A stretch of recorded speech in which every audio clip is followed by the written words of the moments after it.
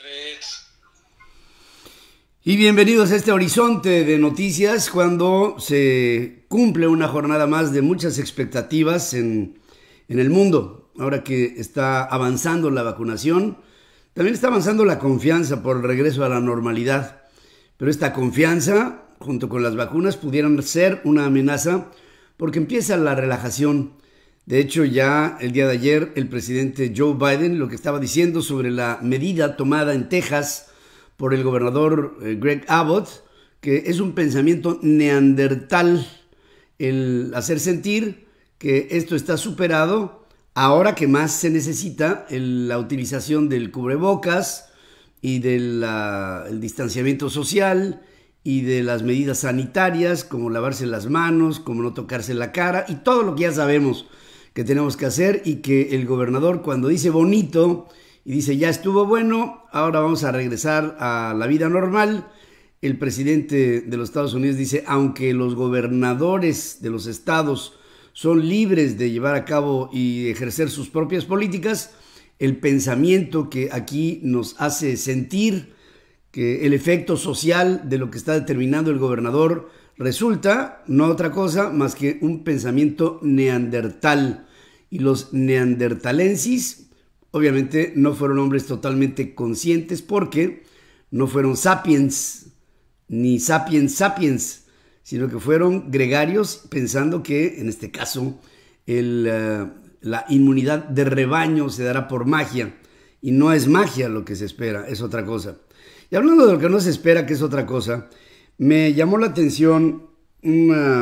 una reflexión de John Piekowski. Él es subsecretario de Estado del Departamento de Estado de los Estados Unidos hacia el hemisferio occidental, y se refirió a México y dice de México que debe haber transparencia en las reglas para los inversionistas que llegan de Estados Unidos y de otras partes en la idea de invertir en los sectores energéticos, tanto en energías limpias como en aquellas derivadas de los productos fósiles, el petróleo, las rondas y cogeneración deben de ser parte de un proceso de transparencia. Dice, el Departamento de Estado se pronuncia por el respeto a la soberanía de México. México tiene el derecho de ser soberano y eso está bien. Nada más que en el marco de los tratados internacionales que todos los países tenemos con terceros, ahí tenemos que ser transparentes, claros. Si es por aquí, bueno, por aquí. Si no es, desde un principio, no después de haber invertido cientos de miles de millones de dólares, se nos cambien las reglas. Este llamado dice que hemos escuchado algunas preocupaciones muy profundas del sector privado que nos hace ver que al mismo tiempo que respetamos, debemos de exigir que se nos respete. Y Piekowski recordó que por el momento la frontera común entre México y Estados Unidos está cerrada. Esta se abrirá cuando las condiciones se den en función de la pandemia, pero al mencionar a la frontera, pudieran también ser abiertas las fronteras en función de condiciones de carácter político, económico, como haciendo sentir, en este momento estamos cerrados, pero podríamos permanecer así. Y el permanecer así tal vez no sería el mejor de los mundos. Hablando de la relación de los Estados Unidos con México y con otras naciones, el día de ayer también Anthony Blinken, el secretario de Estado norteamericano del flamante gabinete del presidente Biden, habla de China y asegura que China se ha convertido en el mayor reto para los países del mundo occidental. Y con ello, China, para los Estados Unidos, es un enigma que no acaba por ser resuelto,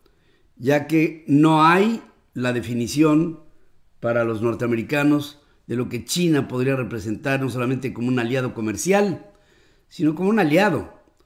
Ahora que hay amagos en el mar de China, ahora que Estados Unidos tiene que estar detrás de países como Corea del Sur o Taiwán o Indonesia o Singapur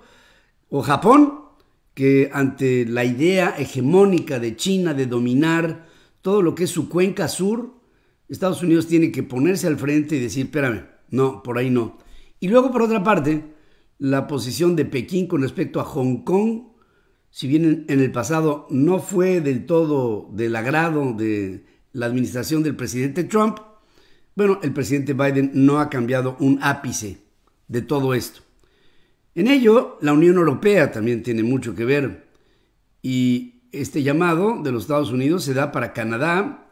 se da para Europa, se da para los países aliados en la cuenca de lo que sería el mar de China y el mar de Japón y toda esta zona que representa un enorme territorio dentro de lo que serían los países de la cuenca del Pacífico asiático. También decir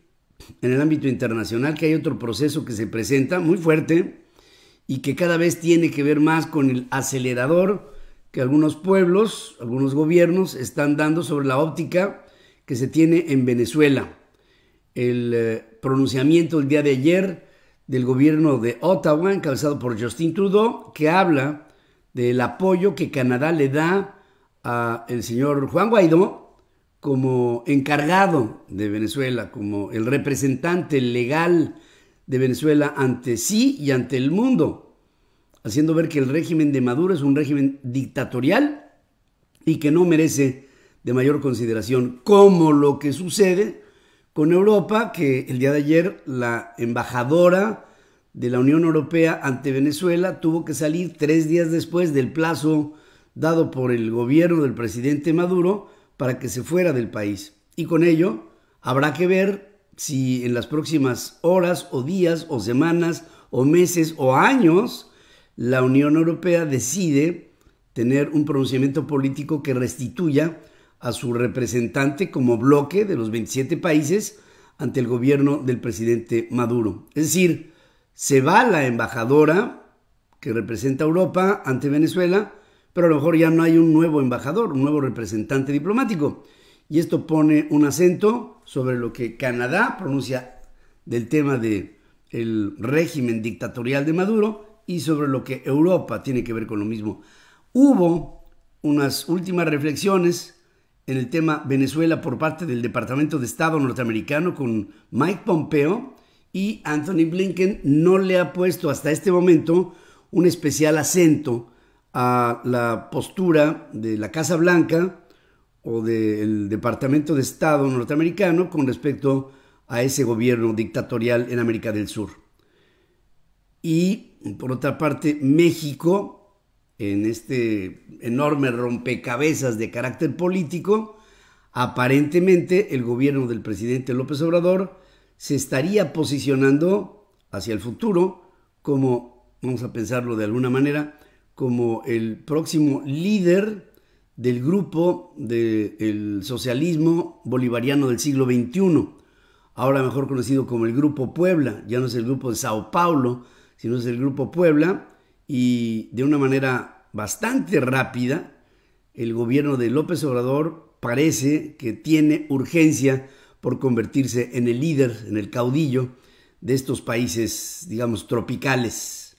o semitropicales. Argentina, Bolivia,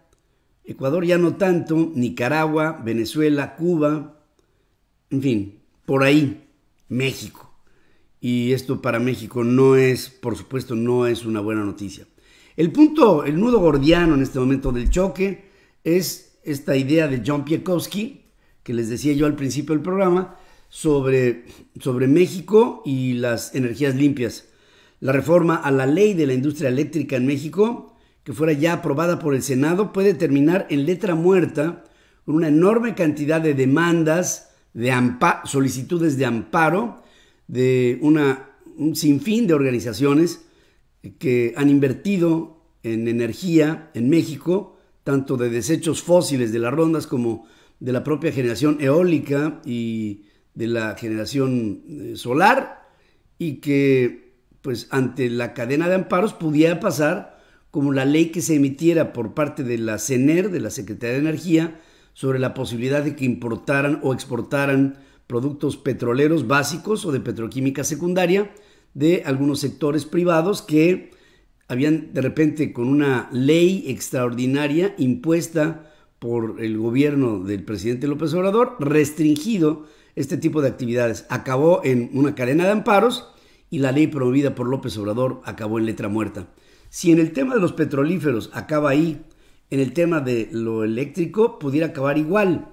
Nada más que el que queda mal políticamente es el gobierno de López Obrador, que si bien aquí ojalá y se presente desde el Poder Judicial una postura independiente del Poder Ejecutivo y pueda con ello determinar limitaciones a las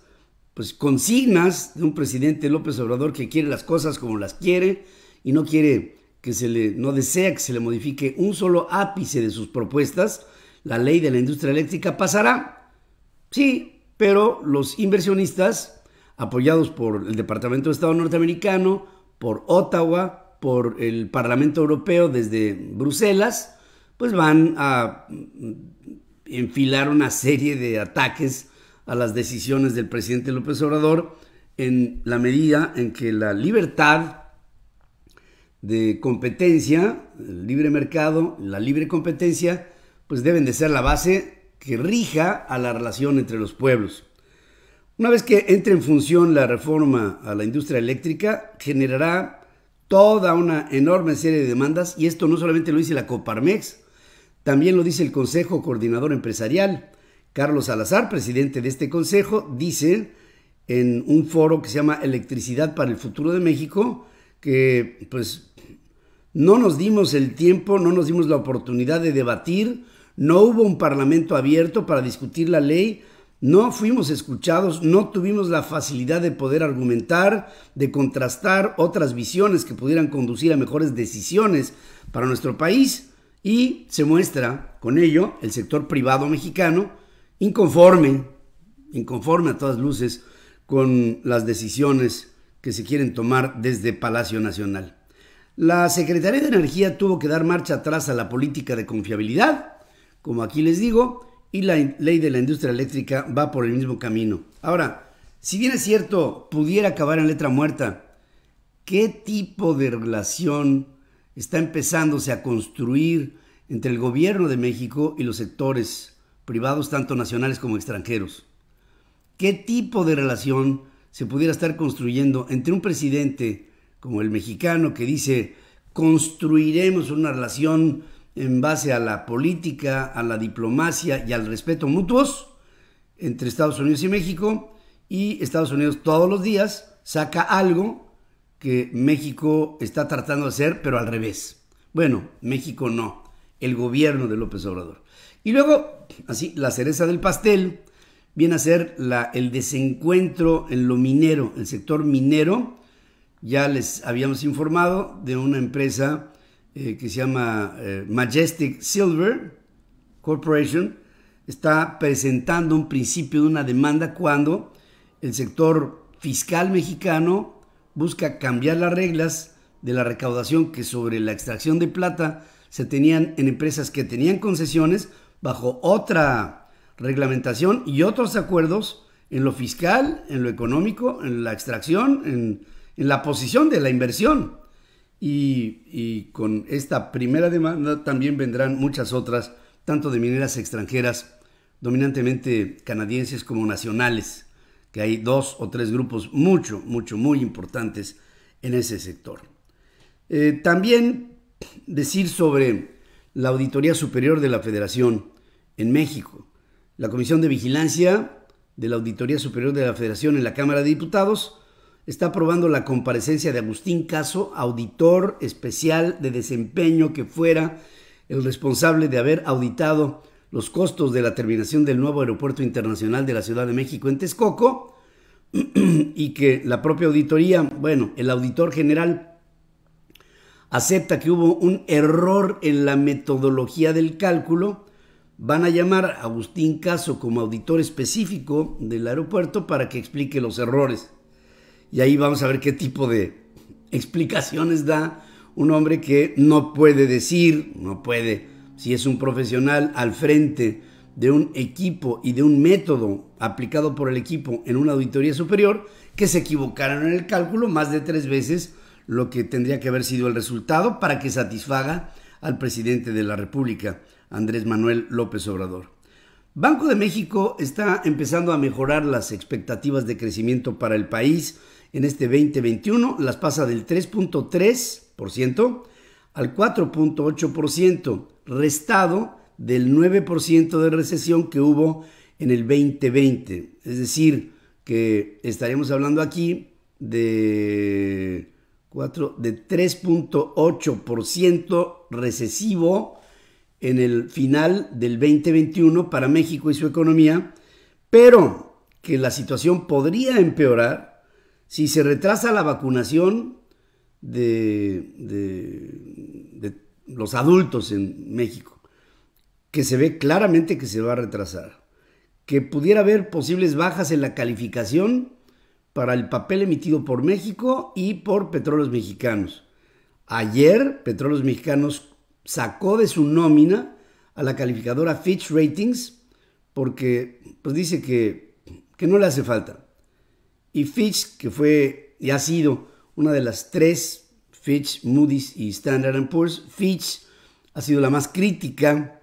de los movimientos de Petróleos Mexicanos,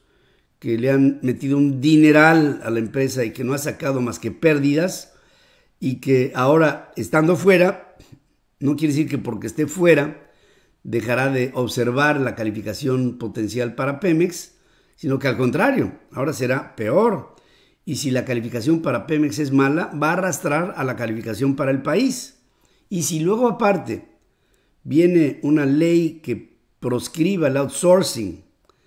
y que le dé menos flexibilidad a las nóminas de las empresas, tanto extranjeras como nacionales, para operar en suelo mexicano, entonces el crecimiento podría ser menor. Ahora, si estas tres condiciones llegan a tres precondiciones que no van de acuerdo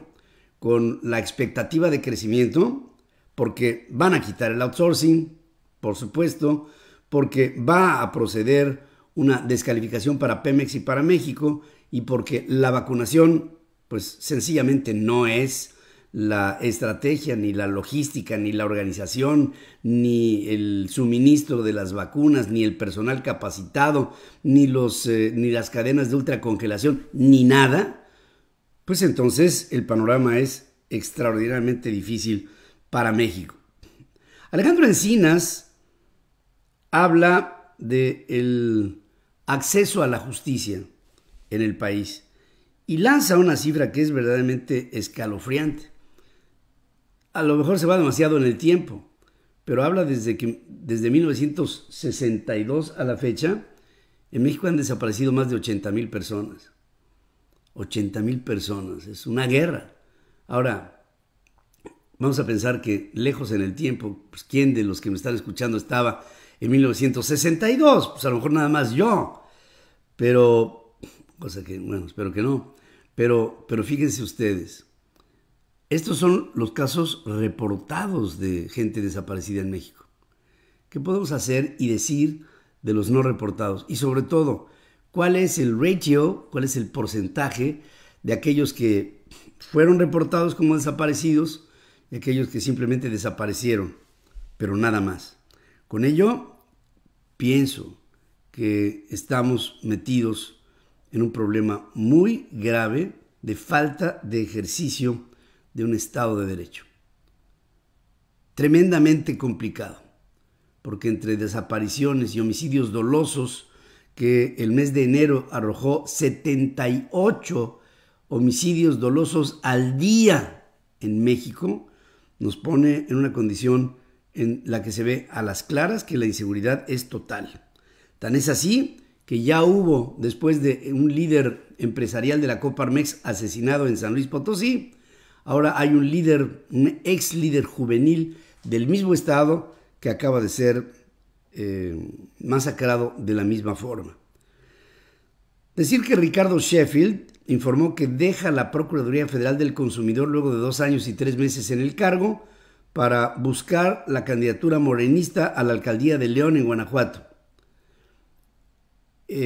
Surit Romero, subprocuradora de servicios de la Profeco, tomará su lugar. Y cada vez, miren, si la primera línea de los colaboradores del gobierno federal era mala, la línea que suple a aquellos que buscan una posición, digamos, de un puesto de elección popular, el caso de, por ejemplo, de el ex secretario de Seguridad Pública Federal, el señor Alfonso Durazo, que deja la secretaría luego de un pobre, paupérrimo desempeño, y llega una mujer que se llama Rosa Isela a esa misma posición, y entonces si antes era deleznable el resultado de la Secretaría de Seguridad Pública, hoy pues es indignante la posición. Básicamente es parte de lo que les quiero comentar en esta mañana, y también por otra parte decir que en los Estados Unidos están investigando si el choque de una camioneta con 25 personas a bordo en contra de un camión de remolque en el que mueren 13 personas cerca de la frontera con México pudiera estar vinculado, pues, para que le averiguan, ¿no?, con tráfico de personas. Apenas 1,5 kilómetros después del lugar de la colisión hay un cementerio con ladrillos sin marcar para los migrantes que murieron cruzando la frontera con México al desierto de California. En el impacto del martes murieron el conductor y 12 pasajeros más. 10 de los muertos eran mexicanos. Las nacionalidades de los otros 3 todavía no se acaban por determinar. Y la Casa Blanca dice que no se va a precipitar y que asegura que aún está investigando el ataque con 10 cohetes en contra de la base militar iraquí en Ain al-Assad, en la que están destacados unos 2,000 soldados norteamericanos. No descarta tomar represalias, pero no se quiere ir de bruces tomando acciones precipitadas. Hasta aquí Doug Ducey, gobernador de Arizona, emite una orden ejecutiva que manda a las escuelas retomar clases presenciales a partir del 1 de marzo. ¿Por? Bueno, porque dice, ya es tiempo de regresar a la escuela. No están consideradas en su decisión las secundarias ubicadas en lugares de alta transmisión comunitaria del COVID. Y entonces me pregunto, ¿vamos para atrás o vamos para adelante? El estar vacunado es parte de la confianza que nos debe de dar porque esta pandemia termine, ¿o es un problema que más bien nos inquiete? Hasta aquí este horizonte de información. Como siempre, gracias, agradecido con ustedes por el favor de su atención, y espero contar con ella en unos minutos más en la primera emisión Central FM Equilibrio, transmitiendo a través de centralfmonline.com, nuestras estaciones hermanas, asociadas, afiliadas en 7 países del continente americano, en nuestras aplicaciones en iOS y en Android y en todas las diferentes plataformas por las que llegamos hasta ti. Gracias, buena jornada, en unos minutos más con ustedes de nueva cuenta.